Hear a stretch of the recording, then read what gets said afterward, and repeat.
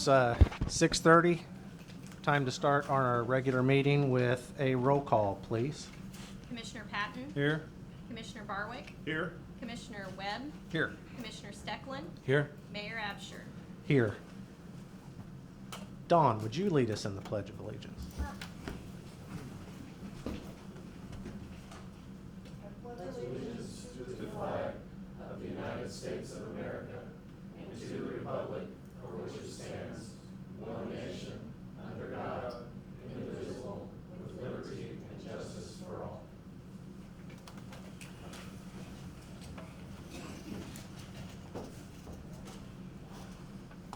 Okay, that brings us to item 3 on the agenda, which is the public comments, audience to visitors. This is the opportunity for anybody who would like to address the council to do so, subject to the rules and governance provided in Ordinance 3128. If you do not have a copy of it, it's up here on the counter. So would anyone like to address the council at this time?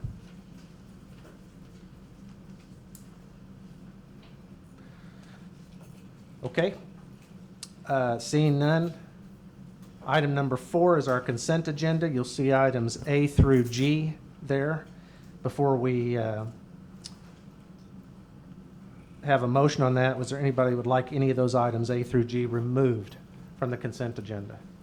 Anybody from the audience like any of those items A through G removed from the consent agenda and voted upon separately? I have one thing on the approval of I don't know if these... on the approval of the minutes from our last regular meeting. I think the way that, let me find it here real quick.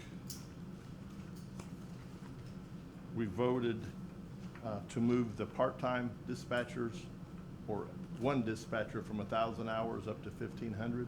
But I think the way the minutes is reading, that all part-time dispatchers were moved. We only did one. Okay, I agree Second one. with that.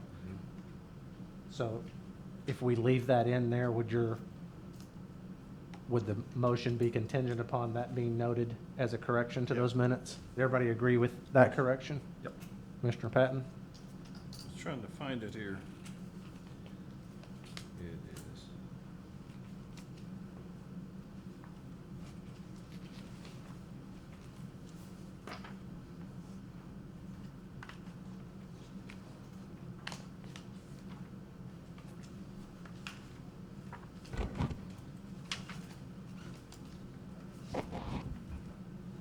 Yeah, it does read like that, doesn't it? Yeah, like that. Do you agree with that change then? Yeah. Anything else in those minutes? Anybody else see something? Okay, if not, we'll entertain a motion to pass the consent agenda. I make the motion to approve the consent agenda as corrected. I'll second. Any other discussion on this? Okay, roll call, please. Commissioner Patton. Yay? Commissioner Barwick. Yay. Commissioner Webb. Yay. Commissioner Stecklin. Yay. Mayor Absher. Yay. All right.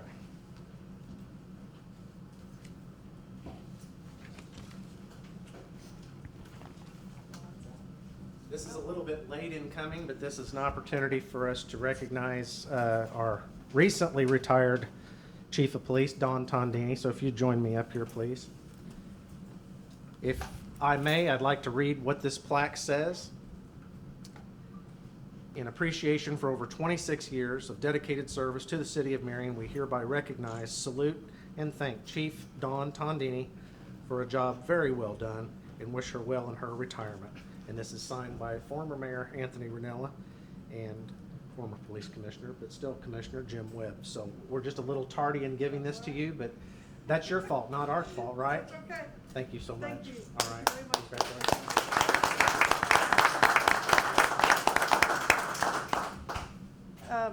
I said it before, but, like I said, it was an honor working for the City of Marion for my time. I mean, City of Marion gave me the opportunity to start as an auxiliary officer and work all the way up to Chief of Police. So, any little kids or any females out there that want to be police officers that have that dream, I hope they go for it, especially in this day and age. I still believe policing is an honorable profession, and I miss the guys I worked with, but I just hope that the citizens of Marion continue backing the police department and Chief Fitz, and keep our officers in their prayers, because as you see on the news, it's a dangerous profession.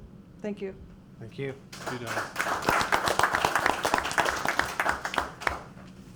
Okay, that brings us to item 6. We have 3 bids, which I'm going to pass to 3 of you to open. If you don't mind, pass that down to somebody. Oh, whatever. This is a property at 604 Holland Street. It's one that's been on my list, so to speak. You've got pictures of this property that I had in my file that I had the clerk copy for you if you want to look at these. Without knowing what the bid is, it's hard to know what my feeling is. However, we can use TIF funds to take this building down, is my understanding, and that would be my recommendation depending on the bid.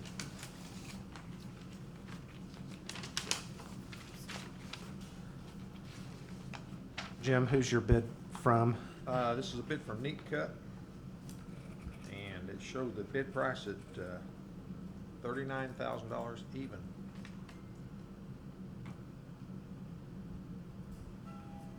Okay, who else? What do you got? I have, is it Maka Excavating, Maka? Okay,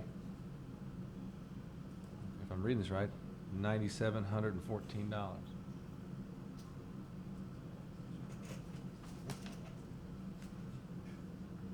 who's got, Doug? What you was got- your bid? $39,000 even. 39,000. I'm not missing a number. This was one PIN number, right? Yes. Should be 06-24-240-010, What's on here? 604 South Holland. Who's your bid from?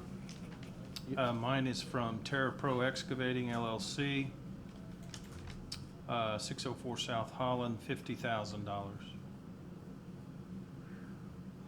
that's quite a spread. Have we, Kathy, done business with this bidder before? No. Do you I know think I them? recognize them. Do you know them? No. Okay. It's a P.O. box.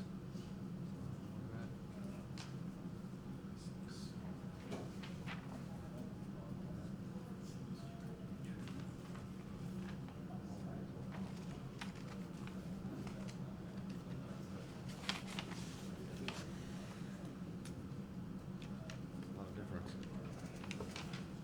Okay.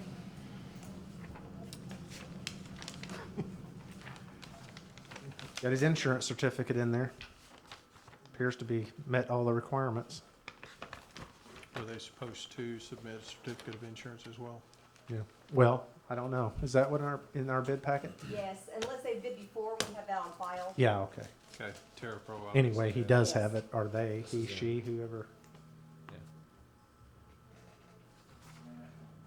And that bid was 9,714? Yep. Yeah.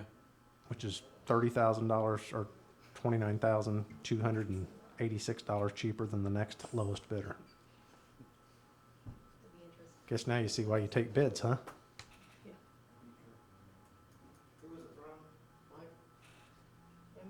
M-A-K-A. M-A-K-A? Yeah. Excavating. Think they made a mistake? Did you make a mistake? Okay. They did. And there's not any other name on there, just M-A-K? There's a signature, There's but I an don't. authorized representative, but. What's the name? No, I can read it, yeah. I think that's from. Or is that? That's the insurer, okay. Yeah. See, I know, we really don't.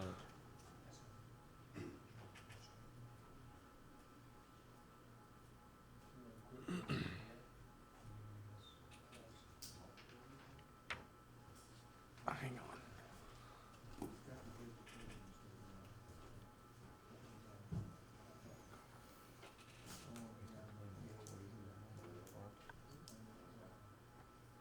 This is Jerry Barris.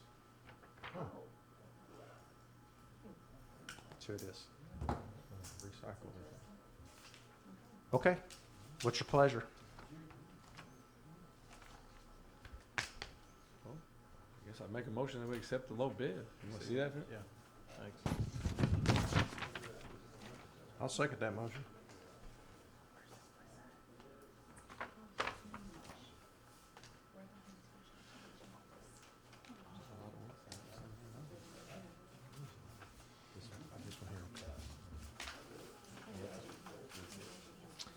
Okay, we have a motion and a second.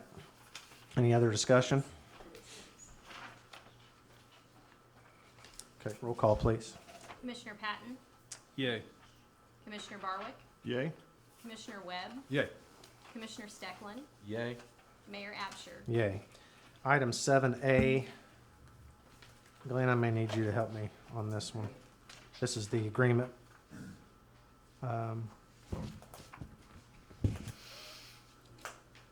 You tell us what this is exactly.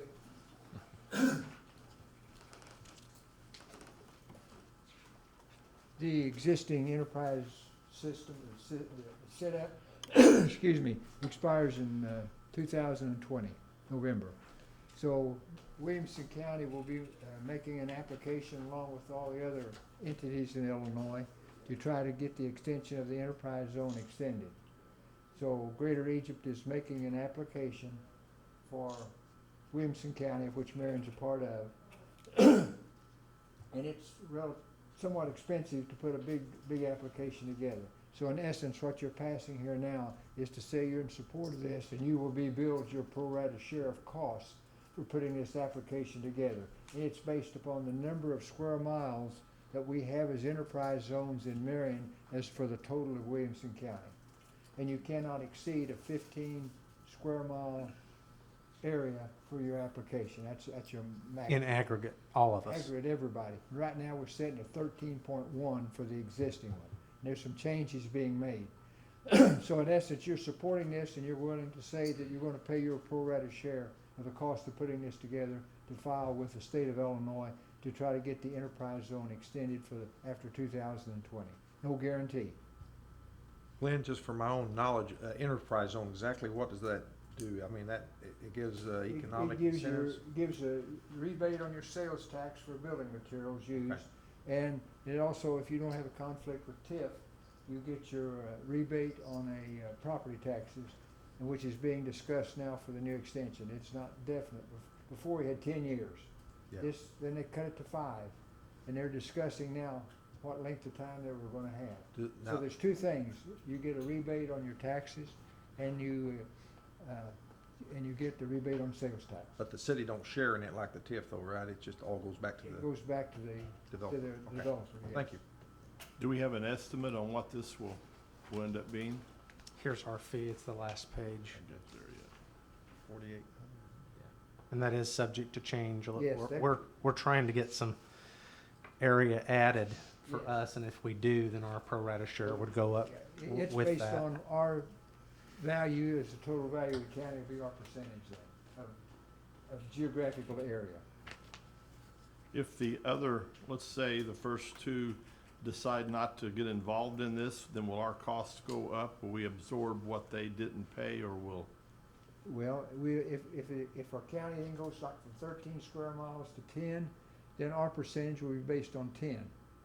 Now, You're saying if somebody drops out altogether? Yeah, if If like Cambria decided Cambria- not to be in Cambridge the, decided to get out of it, then yeah, we would have, it'd go Yeah. up. then whatever their cost is, it's not, their cost isn't based on so many square miles. Their cost is what it actually is. Then our payment pro rata share will be based upon Marion's geographic area to the total county. It goes in. So yes, it would go up. Okay. Yeah. Well, I mean, you feel it's worth investing in? Oh, definitely, Okay. absolutely. Now, we could put our application, pay our share, and still get turned down. There'll be a lot more applicants than there will be enterprise zones granted. So we need to be aware of that. This is not a slam dunk No. by any means. No. No.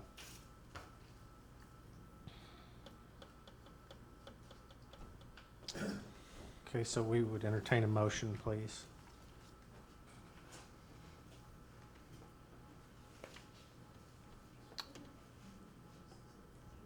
I will make the motion to approve the agreement between the Williamson County, 8 Williamson County entities, the Greater Egyptian Regional Planning and Development Commission for the new designation Illinois Enterprise Zone for 2021. I would second that. Any other questions? Roll call, please. Commissioner Patton? Yay. Commissioner Barwick? Yay? Commissioner Webb? Yay. Commissioner Steckland? Yay. Mayor Absher? Yay. Item number 8 is routine on this project. We've got another pay request that's been signed off on by the architect on the bay addition for the fire station. Is this the last payment or is there? No. No. We still have, 84, 80, 83% to go. yeah, Oh, yeah, okay, we have a lot to go. a lot more to go. We've only made, Yeah. the others were real small amounts, I think. Gotcha, I think the first one was just for their insurance or bonding or something, and then we've had one regular yeah, payment. gotcha. And then this was the second.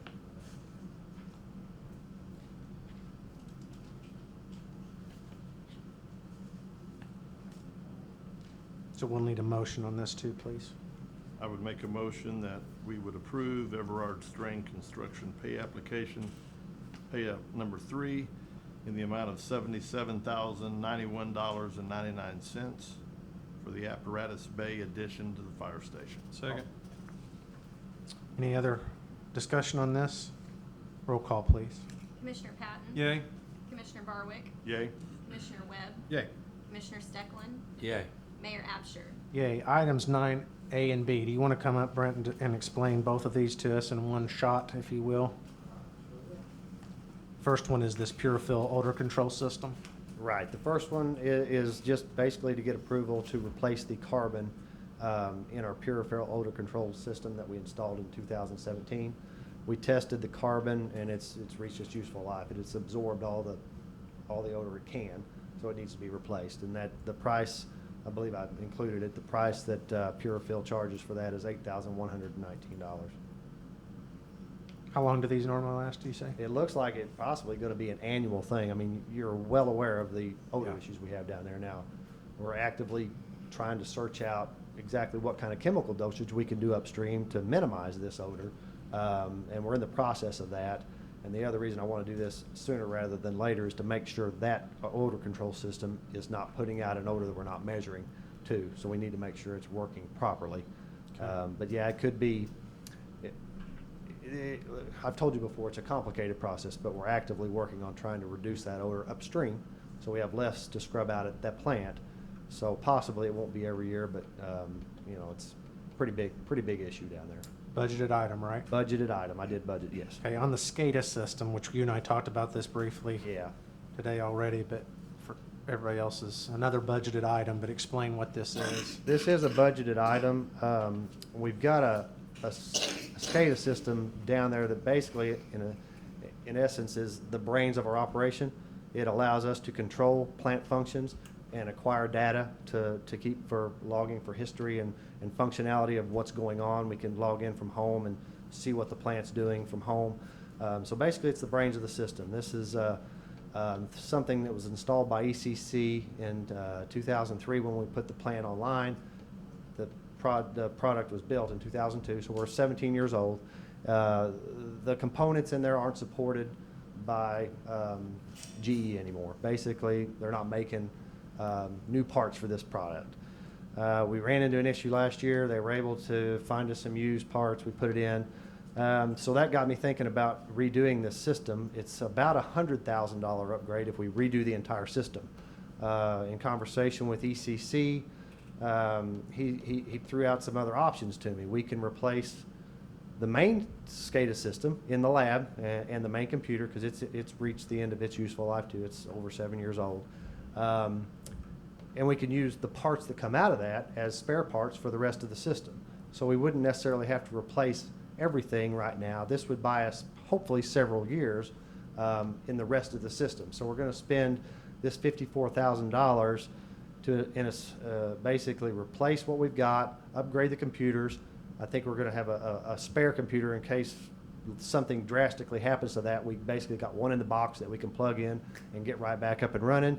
And we're also going to upgrade our alarm dialer system. We're in one now where it's basically limited by how many points you can bring from the SCADA system into this dialer, and it's low. It's like 16 points.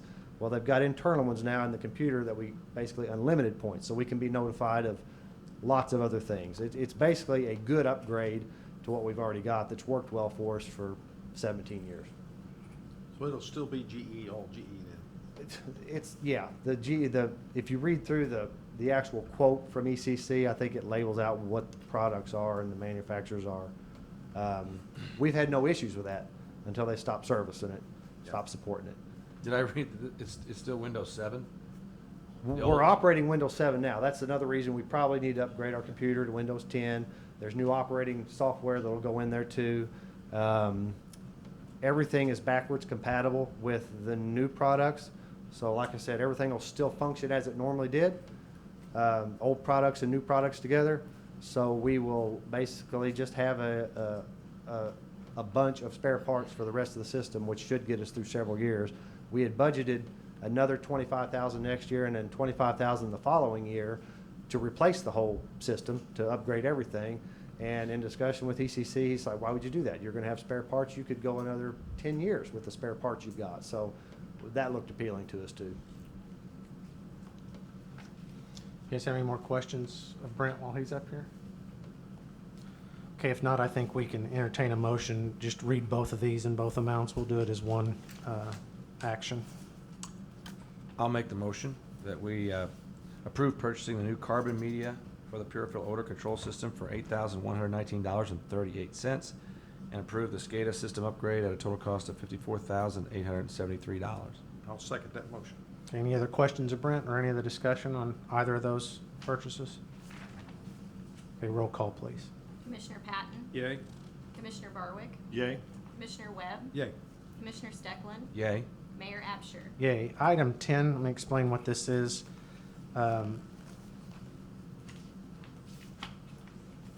We issued some GO bonds, general obligation bonds. I'm not sure, was that originally in 07, 08? And Marion Heights TIF. Long story short is that we've discovered, I think we actually have a bond agent that approached the city at the beginning, thought we could save $40,000 or $50,000-ish if we reissued bonds and paid off these old bonds. Steve Hale, who's not here to speak to this tonight, but it's about $750,000. Is that right? 700,000? 745. Steve, to his credit, did some quick mental math and decided maybe we should just put this out for bid to the local banks instead of incurring bond fees and all of that, which we did. We got a great interest rate quoted with U.S. Bank at 2.84%, which actually yields us saving $77,000, and we don't have to pay all the bonding agent fees and underwriting fees and all of that. So in lieu of that, we had Jeff Schupel, who has been our advisor on many projects, actually draft this ordinance 3547, which is what you've got to pass. And then that's what this is to approve this ordinance, which authorizes us to pay off those bonds. And then, again, we can, item A and B, you can read together, which simply allows me to authorize the final term sheet as presented with U.S. Bank there. That's also provided for you. So this one's pretty easy when we're saving a load of money. About a little over 10% of the principal due we'll save by doing this.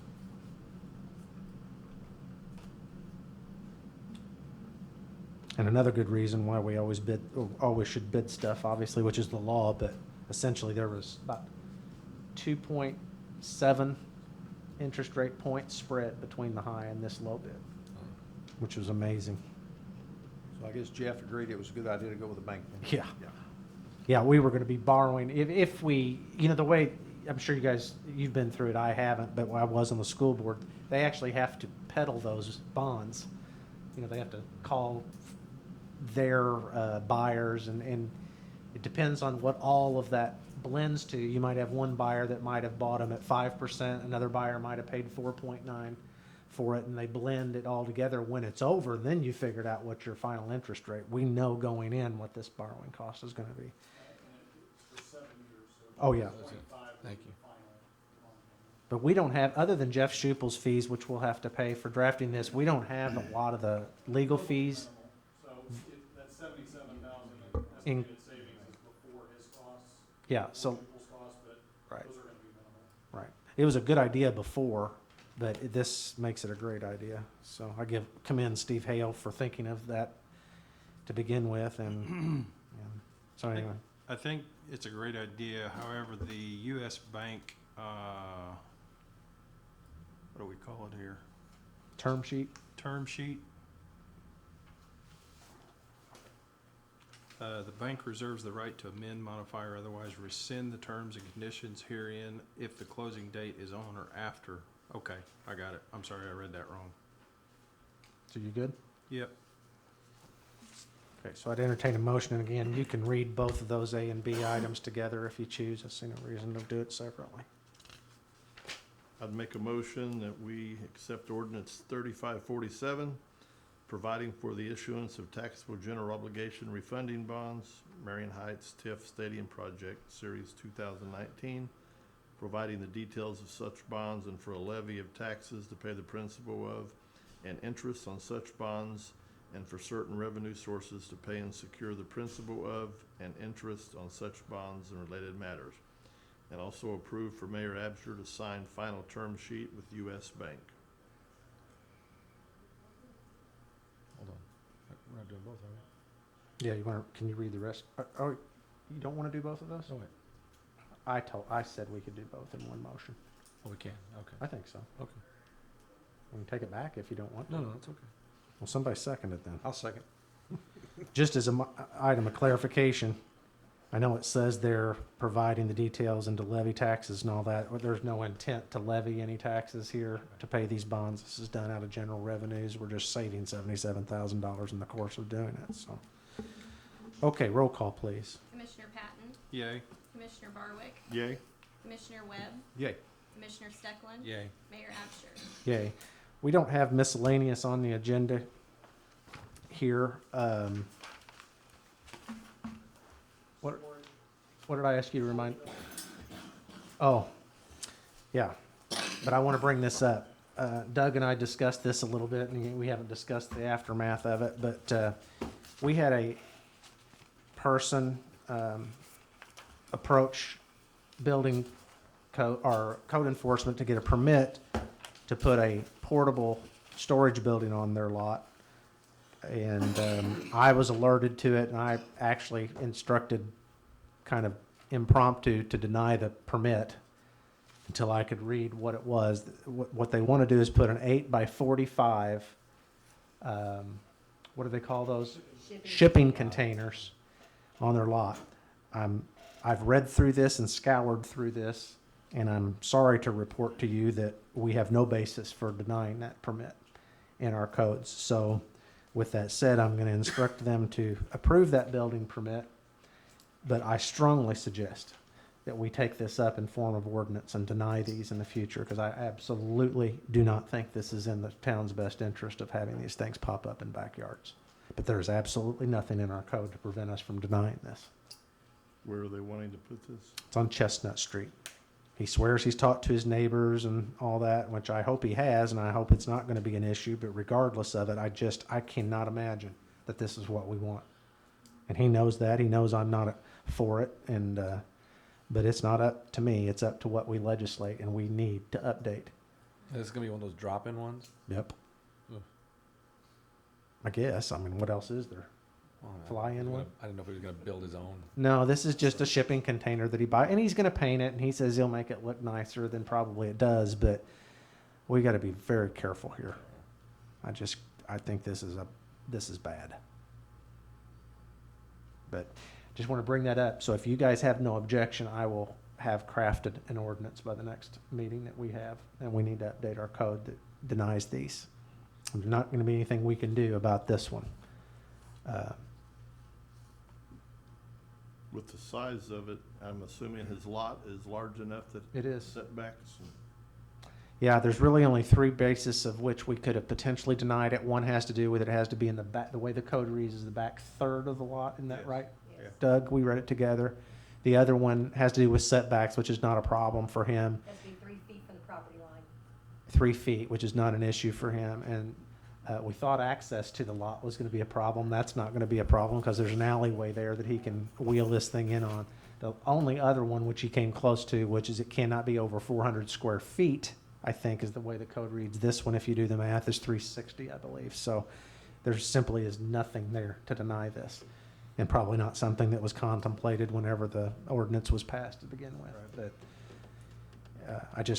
if you guys, does everybody think that's okay to go ahead and work on an ordinance along those lines, or anybody feel differently with it? Yes, sir. I saw quite a few of them, and like I said, and I agree with you. I'm not disagreeing by no means. It's just that the argument is like the portable buildings and stuff like that, is there's a lot of these in there, and I believe that you are going along the proper procedure of making an ordinance for a steel, you have to classify it as a steel shipping container in wording to be a lot lighter, but if you drive around town, there's a lot of these. I understand. All over this town, and like you said, we've got to keep our standard high. Well, I mean, that's what the I'm not community has to disagreeing- decide. Yeah, I I'm not understand. disagreeing with you. I'm agreeing with you. I'm just saying that, good luck. Are you talking about shipping containers or everything else? Good No, luck. No, I'm shipping containers. Okay. Well, since you've got these to sell, you know what might be a great thing is just you keep them all in one place and you can rent them out. That'd be fine. I'm Yeah. not here. I just stopped in to. And there might be, incidentally, if you wanted to split the difference between one school of thought and the other, I mean, now, this person wants to put one there. How much are these things normally? Can you tell me that? Delivered about $1,600. Okay, well, that's isn't that about what he said? Yeah. So it's a pretty good value proposition. I can understand. It's a great value, but also I don't want one in my backyard next to my Well, house. I assure you, based on what I've lived with for 75 or 80 days on a daily basis, that no one else does either. And when this is going to generate some phone calls, so Good luck. thank you. Now, I guess we could put a provision in there if somebody was willing to side it or roof it or something like that. You could make it into whatever you wanted. There's nothing really. Does it actually have a steel top as well? Yes, it's steel top Just wood a, floor. just a box, Just a steel box. box? Yeah. It's a great value. It's a better value than a quick portable building. Yeah. But Go online, you the can see what people are living in factor is these. You guys are gonna Yeah. have to keep them out. Yes, we I gotta watch prefer that that you too. get them all out of town, because that way I get paid to take them out, so. Commissioner Steckland brought up a good comment to me. He said, you watch online and a lot of people are living in these. That we can stop. Yeah. There is strong Yeah. ordinance language there that would prevent that. But just using it for storage, we have no basis to deny this at this point. So, okay, anything else to come before the council? Before we do have a reason for a closed session under personnel. I don't know if anybody has any other qualified topic that you want to go into close for. I hope this doesn't take too long, but if there's nothing else to come before the council, I'd like someone to make the motion to go into closed session for, I do have a quick thing I want to read. That Oh, I'm is the sorry. report Please. from the Marion Police Department for June. There were 37 city ordinance violations, 20 warrant arrests, 411 incidents reported, 120 traffic accidents, and 2 DUIs. During June, there were 4,424 dispatched calls, 2,669 911 calls, and we had 398 ambulance calls. Chief, since you're sitting over there and he's talking about dispatch calls, have we enacted the provisions you asked for at the last meeting relative to the dispatch structure and the part-time people? Is that in motion at this point? Yes, sir. How's it working thus far? So far, good. As intended? As intended. Okay, good. Road closures, we want to mention. Oh, great. Okay, I'm looking to the camera for this one. And media, pay close attention to me on this. The Union Pacific Railroad, which is at essentially the cemetery area at Court Street and New 13, Union Pacific is coming Wednesday and Thursday to replace several components of that track structure that crosses the highway. We're going to assist them where we can, but this is going to take at minimum 2 full days for them to replace. They will not. We originally thought as soon as last week, we thought they were going to do 1 lane at a time. They refused to do it that way. They're going to do it all at once. This is going to be a mess. We're deploying every resource that we know how citywide to redirect traffic during the busy times. But please, media, do your very best to encourage people, especially the local people, to find alternate routes. Those alternate routes need to be essentially, if you think north and south, Fair Street and Russell Street are the nearest 2 north and south main arteries that will bypass that area of town. But there will be no, from 8 o'clock, really 7:30 on Wednesday morning until they get done, there's no passing past Court Street, and we're going to shut them off at Fair Street except for local traffic. It is going to be a mess.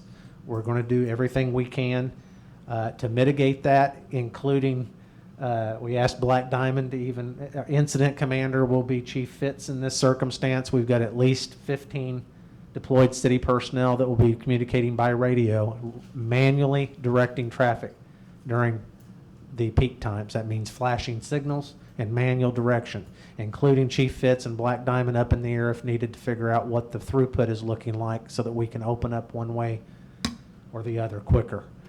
That's the best we know how to do.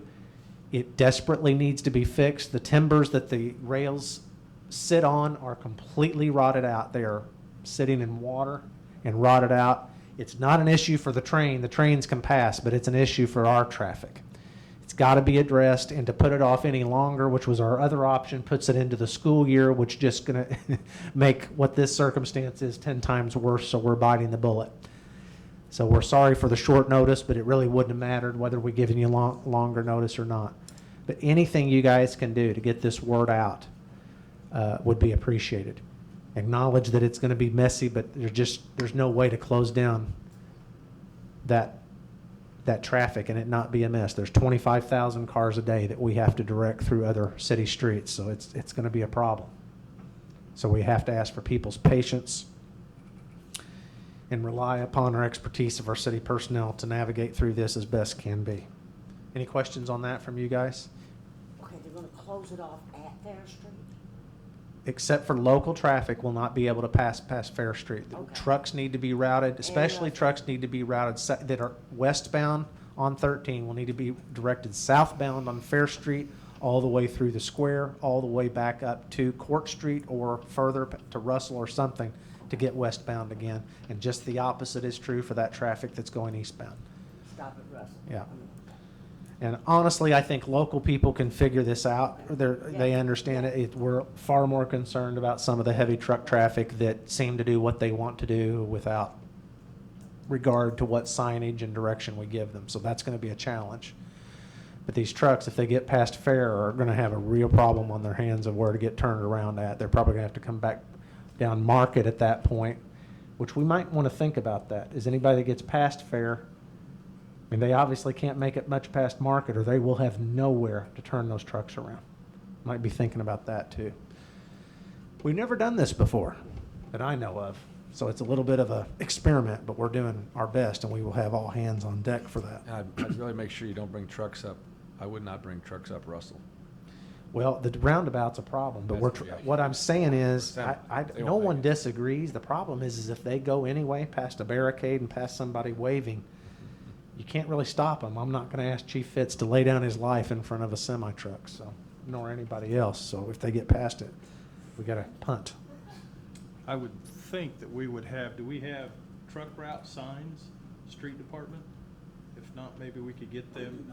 I'm over the street department. Maybe we could, We have borrowed 4 electronic signs today from, I don't know if we got all of them over here. Glenn and I were working that on the way back from lunch. We got Okay, Simon's, I got it from ET Signers, and I talked to Doug Phillips about 4/30/25. He brought the second over there, and they were setting them up in place, and now all 4 signs will be in place for this evening. yeah. So hopefully those are deployed as we speak. The problem with these electronic signs is they are not the Great American Novel. They're very brief descriptions as to what's going on, like, I don't know. Give me an example. That is gonna be a mess. Can't think of one. Keep- Also contacted all the local trucking companies. Okay, Yeah. Like UPS, FedEx, Clark Trucking, Shawnee, all of these companies, hopefully we've talked to in person by now just to let them know, including US Postal Service, everybody we could think of to let know what this disruption is going to look like. But no matter how much planning we put in today, I know there's something that's going to squeeze by that we forgot. it's already on there. You've got it on Facebook already. Yeah, it's been on social media today already. But you guys in the media can help us out quite a bit if you'll get that on your social media. And print editions will be too late, obviously, for this to make any I already difference. posted it once, but I'll make a redone. It Okay. it is an opportunity for the city because that crossing It's terrible. has been horrible for many, many years. 5 years. Yeah, so if this opportunity presents itself, we gotta jump at it and make it right, because it's, that thing will rattle your teeth. This was just a makeshift job. Yes. Come down, temporarily repair it, leave. Yep, Boom, it's back again. This time everything's coming out, all news going in. yep. And that transition from tracks to pavement needs to be, as you know, well known. Well, furthermore, IDOT's going to be resurfacing that section of 13 eastbound from the tracks, right, all the way to Fair later in the year. From Court Street. Court Street. Court to Fair Street, it will be on Friday's letting. Probably resurfacing will start sometime in late August or early September. So we knew that was coming up. Another reason why we didn't think there was any opportunity to delay this any. It would not help any Absolutely. at all. That's the right decision. Okay, so if nothing, is there anything else to come before the council? Mayor, a street superintendent wanted me to pass on that, it's been probably 4, 5, 6 weeks ago, Nick Hill, football coach and football players come over and picked up 450 pounds of trash around the city of Marion. So just a shout out to the football team and really Absolutely. appreciate them doing it. I guess it's part of their community service, but we Good really deal. appreciate that. Anything else? Okay, I would need a motion to enter into closed session for the purpose of discussing personnel. I'd make a motion that we would enter into executive session for the purpose of discussing personnel. Second. Okay, before we make this motion, as I've usually done and will do again this time, we will take no action once we exit closed session. So you're welcome to stay. But if there's anybody left when we get done, all we're going to do is adjourn the meeting. So that's up to you if you want to hang out in here. But other than that, we are done with our regular business that will be acted on tonight. So with that, I'll ask for a roll call. Commissioner Patton. Yay. Commissioner Barwick. Yay? Commissioner Webb. Yay. Commissioner Steckland. Yay. Mayor Absher. Yay. We don't need you. Go home. Glenn, I don't need you to stay for this executive session.